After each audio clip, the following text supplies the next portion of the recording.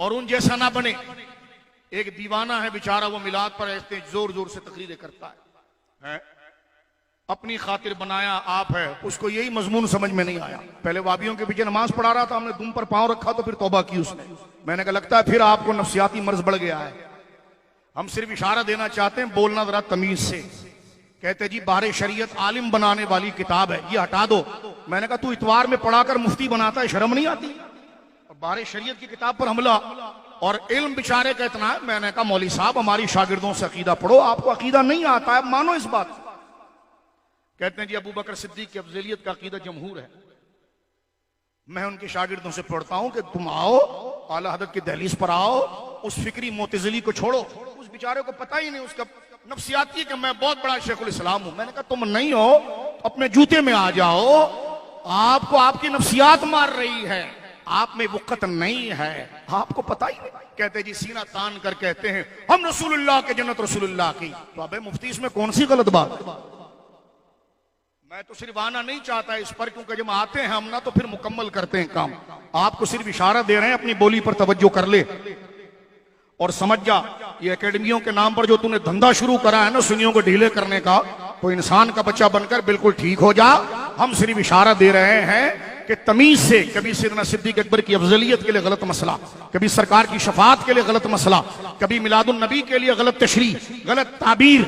मैंने कहा उनके इसलिए मैं कहता था कि देव की दोस्ती अच्छी नहीं, टीवी की मोहब्बत में वहाबियों की दलाली ना कर, पूरा सुन्नी टीवी पर भी बंद और बाहर भी बंद। लिहाजा यही पैगाम तेरे और तेरे कारिंदों को दे रहा हूं। लिहाजा हम इस तरफ नहीं आना चाहता तो मैं उस मौजू पर तुझे बिल्कुल साफ करता, लेकिन मैं इशारा दे रहा हूं अपनी जुबान को संभाल ले। तुझसे तो हुजूर के इल्म गैब पर भी बात करनी है हमने कि तू हुजूर को आलम नहीं मानता, अल-अयाज़ु बिल्लाह। वही अकीदा जो बराहन कातिया का है। हमने तो ये भी बात करनी है, हमने तो ये भी बात करनी है कि अफजलियत अबू बकर सिद्दीक को तुम जमहूर कहते हो, जबकि वो इजमाई कती अकीदा है। पढ़ाते आला हजरत के नाम पर हो, वो 6-6 महीने के मुफ्ती बनने से बेहतर है सुन्नी बनकर घर में ही रहो भाई। तवज्जो है आपकी। लिहाजा जलसों में गला फाड़ने के बजाय कुछ पढ़े मुफ्ती साहब, पढ़े। तकरीर आपका शोबा नहीं, आपको अकीदा बताना आपका काम ही नहीं, और आप इन चीजों को छोड़ दीजिए। आपको तो आला हज़रत का जुज़विया इसलिए समझ में आया कि नमाज किसके पीछे पढ़नी है, तो घुटना टेक कर अकाबिर के सामने माफी मांग ली आपने। तो लिहाजा हम सिर्फ ये कहना चाहते हैं कि चुप करें आप। सिर्फ हमने झटका दिया था तो बगैर मुनादरे के माफी हो गई थी। लिहाजा हम आपकी खिदमत में फिर कहना चाह रहे हैं कि जो शेर है, ये जो मामलात है, ये तुम्हारा फन ही नहीं है। तुम हो खुश्क दिमाग के, तुम्हें क्या पता इश्क क्या होता है, ताबीरात क्या होती है, जिस तरफ आप जा रहे हैं वो हैसियत क्या होती है। खैर आगे चलिए। ये सारा जख्म कब लगता है? जब बंदा अगलों से अगियार से मुतासिर हो। ये अगियार से मुतासिर होने की चीजें हैं, तवज्जो है। ये अगियार से मुतासिर फिक्री सुलह कुल्लियत है, और इसी से दंदा फिक्री मिनाजी भी बनता है। तो ये फिक्री सुलह कुल्लियत है। आप खतरनाक वादी में दाखिल हो चुके हैं, अपने आप को रोकें। इमाम अहमद रजा जैसी शख्सियत कौन सी है मेरे दोस्तों बुजुर्गों, जरा तवज्जो रखिएगा। ये वो हस्ती मुबारक है कि सिर्फ ये खुदा के दुश्मनों से बचाती ही नहीं, बल्कि उनके करीब जाकर बंदा हो हमारा लेकिन फिक्र उनकी रखे तो उस रेड लाइन से भी बचाती है। क्योंकि खरबूजा खरबूजे के साथ बैठकर रंग बदलता है, इसलिए बदमजहब की सोहबत, उसकी किताब, उसकी दिलचस्पी उसके आगे देकर ललचाना अच्छी बात नहीं है। बंदा मुतासिर होता है, बात करता है, लिहाजा मसला बयान करे तो मसला भी अकाबिर से बयान करे और उसकी तशरीह और ताबीर भी अकाबिर से लेकर आए। और जिन बुजुर्गों के वो मुरीद हैं वो भी जरा फिक्र करें, उनकी जिम्मेदारी इस पर ज्यादा बन रही है। क्योंकि बुलाकर उनको ऊंची कुर्सी पर आप बिठाते हैं, आप पूछिए कि ये जुमला नहीं कहना चाहिए, इससे बहुत बड़ा अकीदे का तजाद और फसाद लाजिम आता है। इतने बड़े मुफ्ती हैं बेचारे, तकदीर का मसला उनको हक दिल नहीं, बंदिश के मसले में वो बात कर रहे होते हैं जो बिल्कुल कदरिया और जबरिया बात कर रहा होता है। आपको नहीं आता अकीदा, आप अकीदा सीखें, आप किस हद तक जाकर बात को निपटाते हैं। लिहाजा मैं ये कहना चाहता हूं कि जो तोलबा ऐसे शख्स के पास जाने से रुकें, ऐसे मशकूक और मरीज जहन से पढ़ना अपना अकीदा खराब करना है। लिहाजा ऐसे शख्स से ललचाकर इल्म उससे हासिल करें, इल्म उससे हासिल करें कि जिसको अहले सुन्नत का नज्म और तवाजुन और बैलेंस पता हो। और ये कोई खिलाफ वाक़े तकरीर नहीं, ये फिक्र इमाम अहमद रजा की बात हो रही। मोहम्मद अली मुंगेरी भी खुद को सुन्नी कहता था, तवज्जो है आपकी।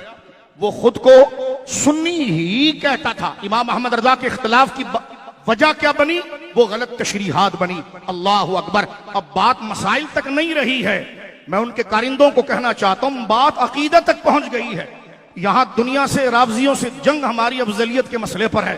तू दीवाना आदमी, तू उसको जमहूर कहता है, कल जाकर तू कहेगा ये तो मसला ही लिगैरी ही है, ये तो जरूरत के एतबार से बन गया, फी नफ्सी ही कोई चीज नहीं है। तो ऐसे कमजोर और मरीज जहन से पढ़ना, ये तो बंदा अपनी आखिरत को तबाह करेगा कि ना जाने वो क्या पढ़ा रहा है। लिहाजा मेरे दोस्तों, अब मैं बात पर दोबारा आ रहा हूं, तवज्जो के। ये उसकी तशरीहात है, ताबीरात, और आप सामने इस मसले को हम तो जिक्र कर रहे हैं, इस बात पर जरा गौर कीजिए। जो 4-4 करोड़ रुपए देकर उनका कर्जा माफ करा रहे हैं, उन एनजीओ को भी सोचना चाहिए कि किसको पाल रहे हैं आप। जो है हाजियों का कर्जा आप उतार रहे हैं, ये ज़कात तुम्हारे बाप की थी, तो लिहाजा आप भी फिक्र करें। जब चंदा देते हैं तो फिर देखें भी कि पढ़ाया क्या जा रहा है, बोला क्या जा रहा है। आप भी ये रहें, ऐसा ना हो कि आप पर बोलना हम पर वाजिब हो जाए। हम सिर्फ ये बातें कर रहे हैं, और ये बात करना हक है। जब माशरे में अकीदे की खराबी की बात आ जाए तो शरीयत अमर बिल मारूफ और नही अनिल मुनकर को वाजिब करती है। नफसानी ख्वाहिश नहीं, उस वजूब के बात पर बात कर रहे हैं। नाम इसमें तब्दील होने से कोई इसमें तब्दील नहीं हो जाता। लिहाजा हमारी किताबों में मुबालगा और इसमें तब्दील की तारीफ अलग अलग लिखी गई है, उसको हजरत दोबारा पढ़ लें और मौजूदा उलमा के अंदर अपने मकाम को समझकर अपनी खाल में वापस आ जाएं। आप नहीं हैं बड़े, इस बात को कबूल करें। हमें एतराफ है कि हम बड़े नहीं हैं, इसलिए जब भी बयान करते हैं तो बड़ों के ऊपर सहारा रखकर ही बयान करते हैं। लिहाजा मेरे दोस्तों बुजुर्गों, इसको मुखालिफत समझने वाला मुतासिब होगा या उसके दिल में, क्योंकि कुएं से जब तक कुआं पाक नहीं होता, जब तक वो नजिस चीज ना निकाली जाए, बंदे की मोहब्बत अकीदे के सामने आ जाए, ये बकवास करना कि आलिम बनाने वाली किताब नहीं है। मैंने कहा तू सिर्फ इतवार को पढ़ाकर मुफ्ती बना सकता है, तो तू खुद जो फतवा बारे शरीयत से दे रहा है, शर्म नहीं आ रही कि तूने वहां से सारी किताबों को समझा है? अकाबिर की किताबों की ताबीर ये होगी, इस पर भी बात कही जाए कि चुप रहो। इंतहा यहां तक पहुंच गई है कि जनाब ऐसा अकीदा अपनाने वाला शख्स, इससे तदरीसी खिदमत लेना जायज नहीं हो सकता कि आए दिन जो अकीदे की इतनी कमजोर बात कर जाए, उलमा और अकाबिर को इस पर खामोश नहीं रहना चाहिए। न जाने अंदर खाते में लोगों को और बच्चों को क्या पढ़ाया जा रहा हो। और बिलखुसूस ये कहना कि हुजूर को आलम मानना, कायनात में सबसे बड़ा आलिम मानना, ये ईमान और कुफ्र का मसला नहीं है। अबे तेरा दिमाग खराब हो गया, या जरूरियात दीन का मसला है? जरूरियात दीन के मसले को तू कह रहा है, और ये तो दयाबना भी मान गए मुहन्नत के अंदर जब आला हजरत ने उन पर पांव रखा। और ये अहले सुन्नत का जरूरियात का मसला है कि कायनात में सबसे ज्यादा इल्म अल्लाह ने जनाब मोहम्मद रसूलुल्लाह को अता फरमाया। इस सतह पर आकर इतनी कच्ची बात करना, कच्ची बात जब निकलती है जब बंदा कच्चा सोचता है, और कच्चा सोचता जब है जब कच्चा पढ़ता है। लिहाजा हम कहना चाहते हैं खालिस एतकाद फिर हमारे किसी शागिर्द से पढ़ ले तो पता चल जाए कि इस मसले को इस नौयत से नहीं बयान किया जाता। इमाम अहमद रजा से निकाह तलाक का मसला पूछा जाए तो 1-2 लाइनों में जवाब देते हैं। हुजूर की निस्बत या अंगूठा चूमने का मसला बयान किया जाए तो 300 सफ़े की किताबें लिख देते हैं। वो मसला अपने बयान में मुस्तहब होता है और अपनी फिक्र के अंदर जरूरियात दीन होता है, क्योंकि हुजूर की अजमतें। मेरे दोस्तों बुजुर्गों, हमें चाहिए कि अगर हम अपनी आखिरत को दुरुस्त करना चाहते हैं तो आला हजरत जैसी अजीम हस्ती, और आला हजरत से मुराद माज़ अल्लाह किसी के जहन में ये ना रहे कि माज़ अल्लाह वो गरीब नवाज से बड़े हो गए तो बस अस्तगफिरुल्लाह। बाज लोग ये भी जहन बना लेते हैं खामखा। आप तो कभी गरीब नवाज का नाम ही नहीं लेते, आप तो आला हजरत ने कभी गरीब नवाज की मनकबत ही नहीं लिखी। तो मैंने कहा तूने ढोल पीट के क्या काम कर लिया? गरीब नवाज की फिक्र पर जिसने पहरा दिया वो इमाम अहमद रजा था। कितना बड़ा इल्जाम और झूठा। मैंने कहा तुम्हारे अंदर बात और है, इसलिए कि इमाम अहमद रजा ने शरीयत में तुम्हें कस कर रखा कि पीर हो तो शरीयत पर चलोगे, मुरीद हो और तुम्हें यह नहीं चाहिए, तुम्हें चाहिए कि यूनिफॉर्म बन के पहनकर पीर बने, बाद में जो चाहे डिंगा मस्ती करें। इमाम अहमद रजा रसूलुल्लाह की शरीयत का वो वफादार है। वो कहता है कि जब मनसब शरीयत का है तो उसकी शरायत, उसके जवाबित और उसके तमाम नज्म का ख्याल रखना पड़ेगा।